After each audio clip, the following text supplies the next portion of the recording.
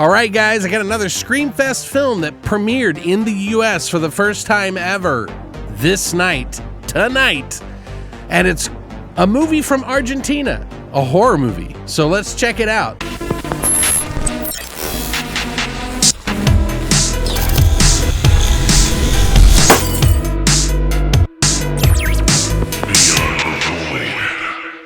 What's up, guys, and welcome back to Beyond the Void. My name is Alex, and today we're going to be doing a spoiler-free review of another Screamfest festival film that is from Argentina. We're going to do a spoiler-free review of it, and it's called The Devil Whispered My Name.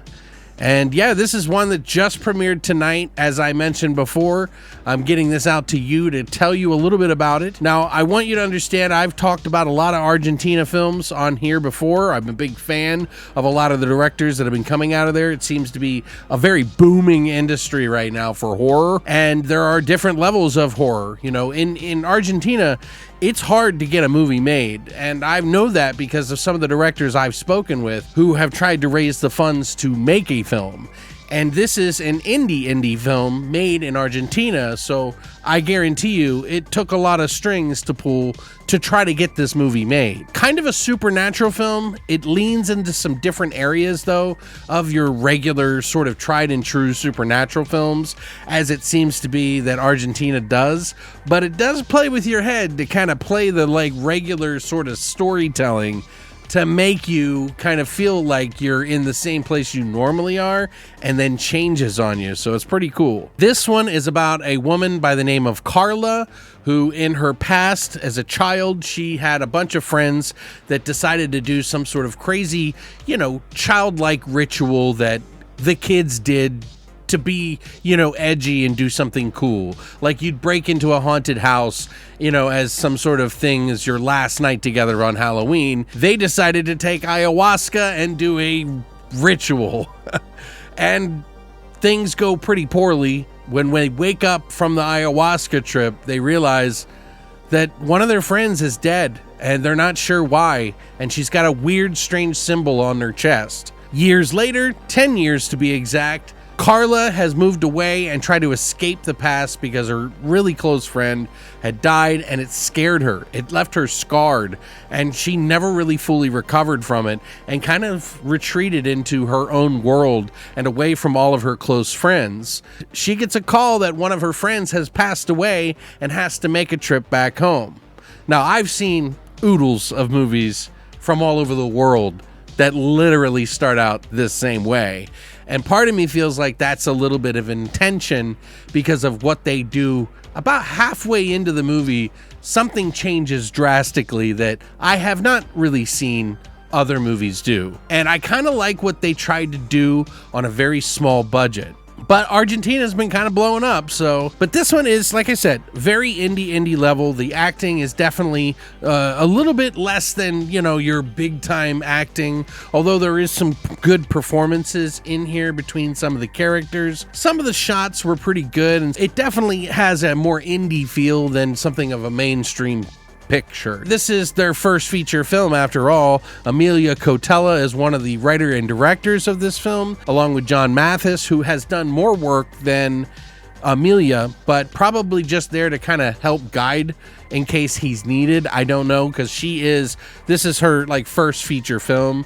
They're probably just kind of teaching the ropes and stuff. And honestly, I think story-wise, I think this one is actually a pretty interesting title. Even if it didn't necessarily scare me, I see what they were trying to do, and from an indie perspective, a much smaller picture, I can appreciate where it was trying to go with it. And I liked some of the changes that they did in it, and I think it was good that they put those changes in this movie to make it a different film than all of the other ones we've seen before. But I feel like some people might tap out early on in the movie because it is an indie film and some people have higher expectations. But I think if you go in knowing that this is a smaller film, you might come out the other end with an appreciation for the changes, like I said, I enjoyed. Again, the acting, the scares and stuff were a little not as scary, but the story-wise, I was more interested in because of what they did.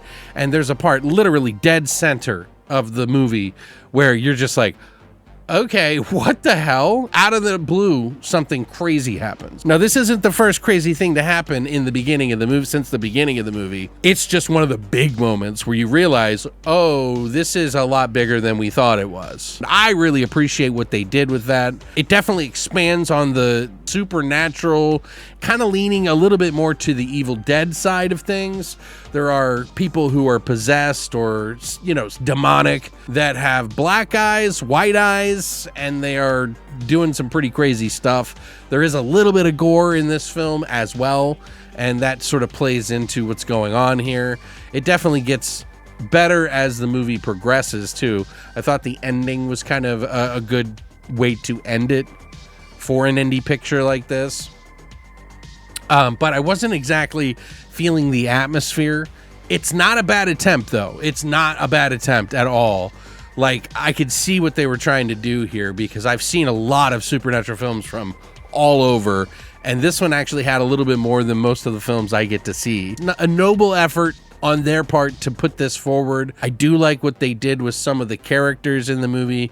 They have certain bonds with some of the characters that kind of grow over the course of the movie, and it's a little subtle, but it's there, and I kind of like that nuance that they actually added it in the film. You may not even notice it at all, but I noticed it because it was just one of those things, and I wasn't sure which one of the characters were, because, you know, it's 10 years into the future, and she goes back to the town where she was. Everything has been pretty much turned upside down, even though everyone's really welcoming of her when she comes back, and a lot of people really blamed her for what happened. So she's kind of written that part off in her life, and it's surprising to see so many people, you know, being nice to her, but, you know, she accepts it because she really doesn't want to be there. But her friend died, and so she wanted to honor that, and it's just really torn her mind apart and made her go crazy, jumping every little noise that is made here. Some of the people and the families that she knew are acting strange, and some of the town people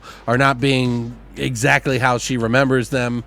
That said, you know, on an indie scale, I'm going to say that this movie's about a 5.5 or 6. About a 6 out of 10, I think, is fair on an indie scale. I wasn't super into this movie, but I do appreciate what they're trying to do here, and I think whether this movie does it or not, there are some things in this movie that are worth watching. It's just, this was not the one that did it for me 100%. Like I said, really appreciate them going for some different stuff, and I think if they're going to do another movie together, highly recommend doing different stuff you've never seen in a horror movie. That'll get a lot of people's attention. It's just my opinion. I'm not everyone's opinion. Trust me, I get yelled at by people in the comment section all the time for my opinions of liking something or not liking something. Well, how dare you? How dare you? Everyone's different, okay? But this is just my opinion. This is what I think of it. I hope they get a chance to do another film. I'm sure it took a lot of time to get there, and there are some good things in there, but it just didn't, like, blow me away. And I hope that it gets more distribution. Right now, it has some French distribution, and it's going to be going internationally there with them, but not over in the States yet, so they are looking for someone to pick it up. Other than that, thank you, Screamfest. Thank you, The Devil Whispered My Name, and Amelia, and everybody. I wish you the best of luck out there. Let me know what you think in the comment section down below. Does this sound like an interesting story? I wish I could tell you, like, the best part about it, but that would spoil the fuck out of the movie. But just trust me, if you're going to give this a chance, wait to the end, wait to the middle. You know, that's where you really see the change happen, and I think that's what really kind of engaged me for this movie. But let me know what you think in the comment section down below. If this is your first time here, hit the like and subscribe button, and as always, long live the void.